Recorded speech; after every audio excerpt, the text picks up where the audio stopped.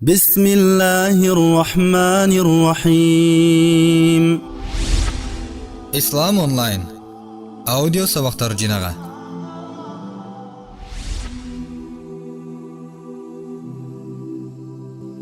Уктарда жана ойгонгондо айтылуучу дуа. Худайфа ибн Яман радияллаху анху риваят кылат. Пайгамбар саллаллаху алейхи ва саллям уктоо үчүн төшөгүнө жатканда мындай деп айтат эле: Бисмика Аллахумма амуту ва ахья. О Аллахым, сенин атың менен өлөмүн жана сенин атың менен жашаймын. Сахих Бухари.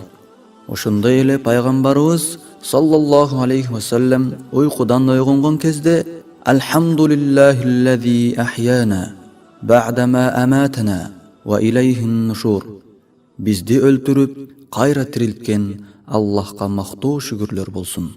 Жана кыяматта кайрадан тирилип, ага гана кайтабыз деп айтат эле. Сахих Бухари. Хадистен алына турган сабактар. Биринчи. Аткан таңды Аллахты эстеп, ага мактоо шүгүрлөрдү айтуу менен баштоо. Уйку кичи өлүм сыяктуу. Адам баласы ойгонгон кезде өлүп, кайра тирилген сыяктуу болот. Ошондуктан өмүрдүн бүтүшү болгон өлүмдү эстеп ойгонуу керек. Анткени өлүм адам үчүн жакшылык иштерди кылууга берилген бүт мүмкүнчүлүктөрдүн бүтүшү болот. Ал эми уйкудан турган адамга ага кайрадан өмүр берген Аллахка мактоо айтуу жакшы иштерден болуп эсептелет. Экинчи, пенде өзүн жана бүткүл адамзаты Аллахка кайра кайтып барарын күн сайын эстеп, аны тили менен айтып туруусу керек.